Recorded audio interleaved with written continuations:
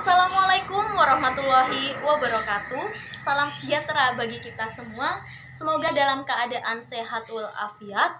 Dan saya ucapkan selamat datang bagi mahasiswa agribisnis angkatan 2021. Nah, karena teman-teman masih fresh di sini, silahkan tuliskan bagaimana kabar kalian, kemudian harapan kalian di program studi agribisnis ke depannya seperti apa. Silahkan tuliskan di kolom komentar YouTube di Himagri ini. Silahkan ditulis. Nah, ada pepatah mengatakan tak kenal maka tak sayang. Oleh karena itu saya akan memperkenalkan diri saya terlebih dahulu. Perkenalkan, nama saya Siti Nuridayanti Rahman, biasa dipanggil Nuri. Saya merupakan mahasiswa agribisnis angkatan 2019. Dalam menyampaikan materi persidangan kali ini, saya tidak sendirian karena saya akan ditemani oleh rekan saya, yaitu Halo, perkenalkan nama saya Zainal Arifin, mahasiswa agribisnis angkatan 2019. Di sini saya akan menemani Nuri untuk menyampaikan tentang materi persidangan. Baik, untuk selanjutnya saya akan menjelaskan mengenai persidangan. Mungkin di benak teman-teman sekalian AGB 21, kenapa sih kita harus belajar mengenai persidangan? Biasanya kan persidangan ini berkaitan dengan anak-anak hukum, sedangkan kita yang notabene-nya adalah anak agribisnis, yaitu anak dari Fakultas Pertanian. Apakah kita harus mempelajari persidangan? Tentu saja jawabannya. Jadi persidangan di sini tidak hanya harus dipahami oleh anak-anak hukum, tetapi kita pun juga harus mempelajari itu. By the way, di agribisnis ini juga ada mata kuliah yang mengampu yang berbau-bau politik, yaitu politik pertanian. Jadi nanti teman-teman juga akan menempuh akan hal itu. Kemudian sebelum kita berbicara jauh mengenai persidangan, sebenarnya apa sih persidangan itu? Jadi sidang ini merupakan sebuah forum formal yang dilakukan dengan tujuannya yaitu pengambilan keputusan yang nantinya akan menjadi sebuah kebijakan dalam sebuah organisasi. Nah, di sini biasanya lebih bersifat terstruktur dan mempunyai susunan hierarki yang jelas. Dan biasanya sebuah keputusan yang telah kita ketuk palukan dalam sebuah persidangan itu bersifat final, sehingga hal ini berlaku bagi pihak yang setuju maupun tidak setuju, ataupun pihak yang hadir ataupun tidak hadir dalam sebuah persidangan. Jadi biasanya teman-teman sering tuh melihat persidangan. Biasanya kalau di televisi ada persidangan agama atau lain sebagainya. Nah, di sini kita ranahnya lebih ke persidangan yang mahasiswa. Biasanya di sini juga ada sebuah program kerja yang diampu oleh teman-teman divisi PSDM, yaitu namanya Mumagri, Musyawarah Mahasiswa Agribisnis. Nah, disinilah ilmu-ilmu persidangan akan dituangkan dan akan diterapkan. Jadi untuk teman-teman sekalian, silahkan pahami mengenai materi persidangan ini, sehingga nanti teman-teman bisa mengikuti perkembangan Mumagri di agribisnis ini. Macam-macam persidangan. Yang pertama yaitu sidang pleno, yang kedua sidang paripurna, yang ketiga sidang komisi, dan yang terakhir adalah sidang subkomisi. Yang pertama yaitu sidang pleno. Sidang pleno merupakan sidang yang dihadiri oleh seluruh peserta sidang yang berada di dalam ruangan persidangan. Sidang pleno biasanya dilakukan untuk membahas suatu hal yang telah ditentukan sehingga mengalami suatu hasil atau keputusan akhir.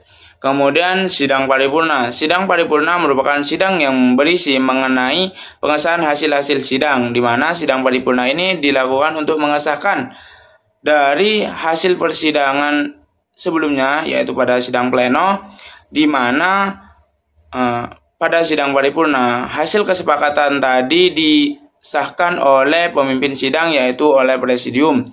Kemudian yang ketiga yaitu sidang komisi. Sidang komisi merupakan sidang yang diikat oleh peserta terbatas atau sesuai dengan jumlah anggota komisi. Sidang komisi biasanya terdapat beberapa komisi di dalamnya. Sebagai contoh, pada saat musyawarah mahasiswa agribisnis atau pada Mumagri itu terdapat sidang komisi, di mana komisi yang ada di dalamnya, yaitu komisi internal dan komisi eksternal, di mana setiap komisi biasanya dipimpin oleh satu orang ketua yang dibantu oleh sekretaris dan juga anggota dari komisi tersebut. Yang terakhir yaitu sidang subkomisi, yaitu sidang yang lebih terbatas dalam sidang komisi guna mematangkan materi lanjut.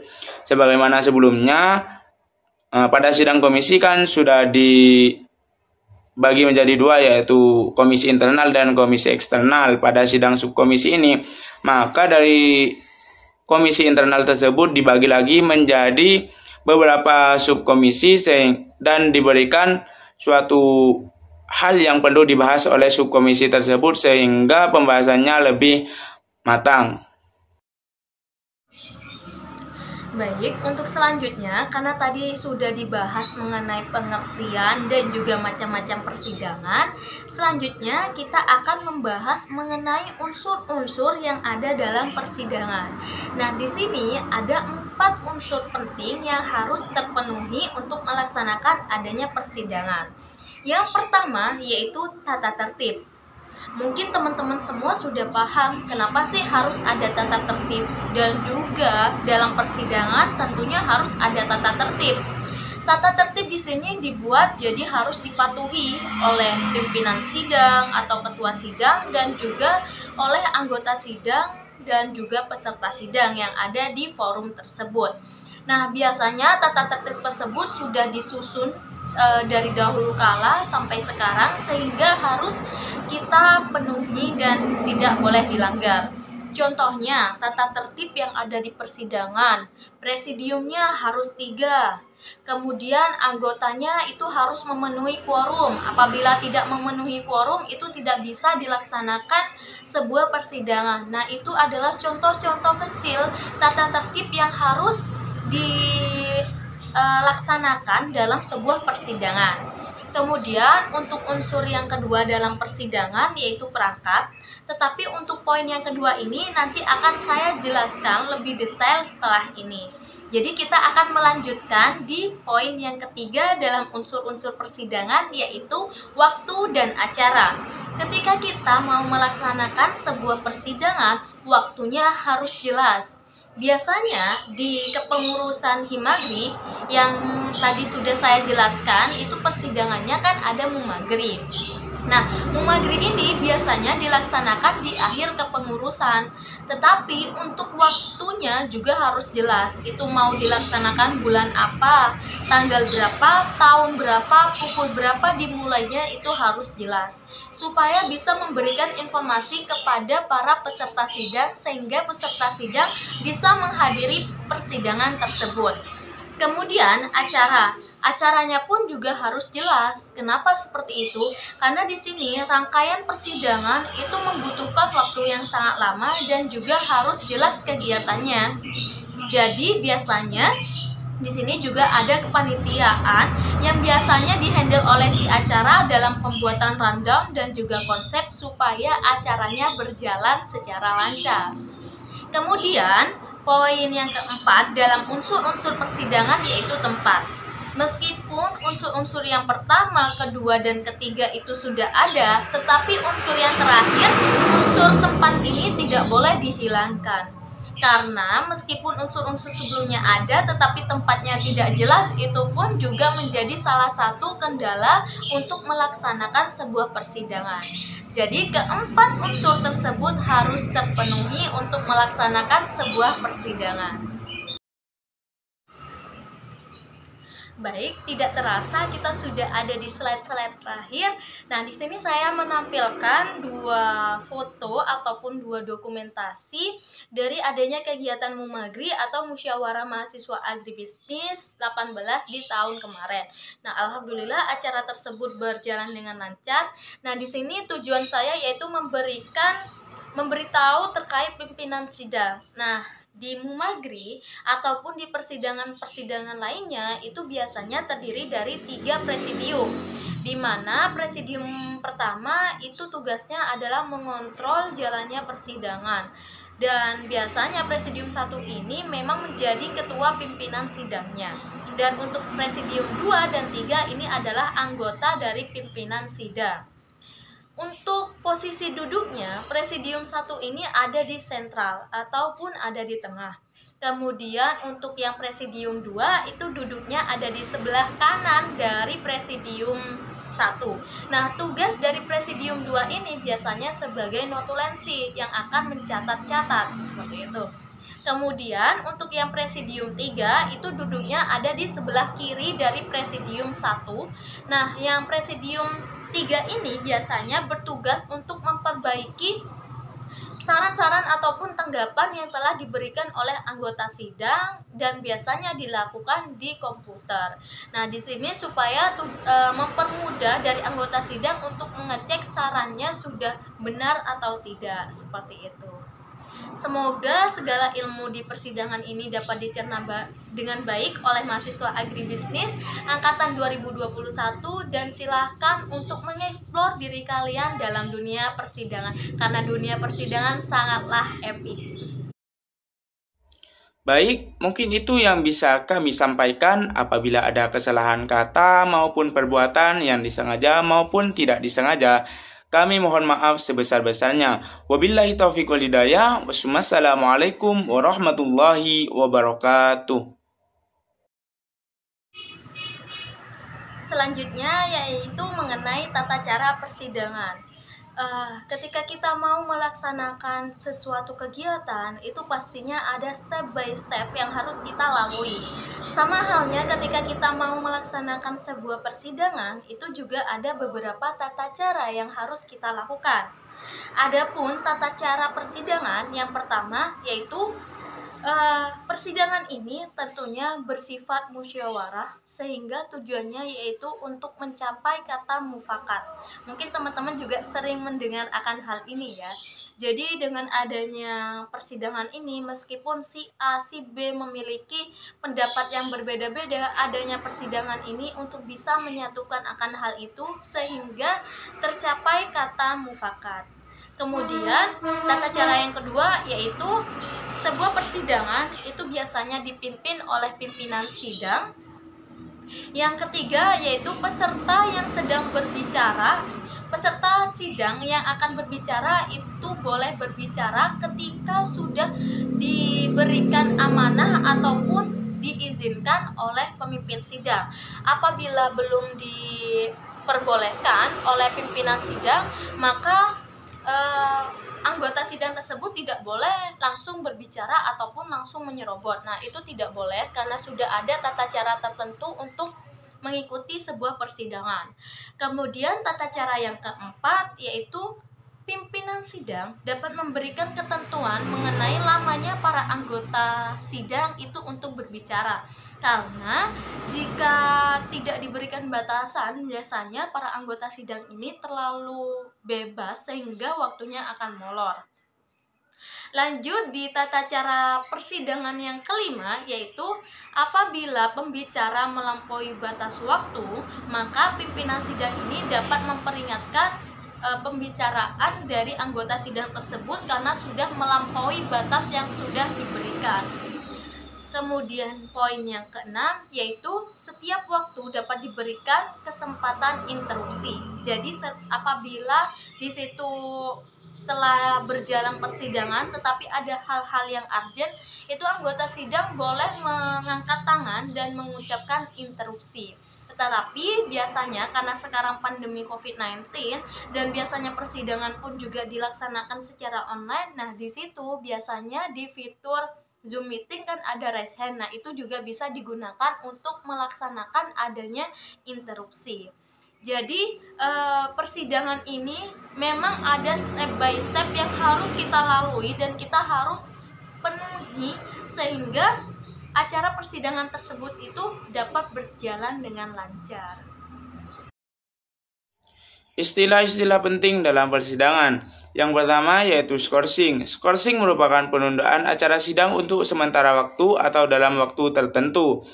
Biasanya skorsing antara 1 kali 5 menit ataupun 2 kali 5 menit. Kemudian yang kedua yaitu lobbying. Lobbying merupakan penentuan jalan tengah atas konflik dengan skorsing waktu untuk menyatukan pandangan. Lobbying biasanya dilakukan ketika pada forum sidang itu terdapat dua pendapat yang sama-sama kuat dan dari pengaju pendapat itu tidak ada yang mau mengalah atau tidak mencapai suatu kesepakatan, sehingga pemimpin sidang atau presidium biasanya melakukan lobbying, di mana sebelum melakukan lobbying, presidium akan melakukan skorsing terlebih dahulu terhadap sidang. Biasanya untuk skorsing sendiri berkisar antara 1 kali 5 menit ataupun 2 kali 5 menit sesuai dengan seberapa lama proses lobbying yang akan dilakukan sehingga mencapai suatu kesepakatan yang disepakati oleh kedua belah pihak. Kemudian yang ketiga yaitu interupsi. Interupsi merupakan suatu kegiatan memotong pembicaraan yang ditempuh dengan kata interupsi yang pada intinya meminta untuk diizinkan untuk berbicara kepada presidium. Kemudian ada lagi satu istilah yaitu pending. Pending merupakan suatu kegiatan di mana penundaan sidang dalam tenggat waktu yang cukup lama, biasanya dilakukan untuk istirahat maupun sholat dan juga penundaan sidang karena suatu hal. Biasanya untuk pending sendiri itu berkisar antara 30 kali 1 kali 30 menit, 2 kali 30 menit maupun dengan batas waktu yang ditentukan oleh forum sidang. Biasanya beberapa jam yang dimana untuk kesepakatan jamnya sendiri itu ditentukan atau kesepakatan dari forum sidang. Interupsi. Interupsi terbagi menjadi beberapa macam. Yang pertama yaitu interupsi point of order. Yang kedua yaitu interupsi point of clarification. Yang ketiga adalah interupsi point of information. Dan yang terakhir adalah interupsi point of private. Interupsi point of order merupakan interupsi yang digunakan apabila interupsi bersifat prinsipil. Kemudian interupsi point of clarification merupakan interupsi yang digunakan apabila ada klarifikasi yang berhubungan dengan acara persidangan, biasa disebut juga dengan pencerahan. Yang ketiga yaitu interupsi point of information, merupakan interupsi yang digunakan apabila ada informasi yang berhubungan dengan acara persidangan, biasanya juga disebut dengan informasi.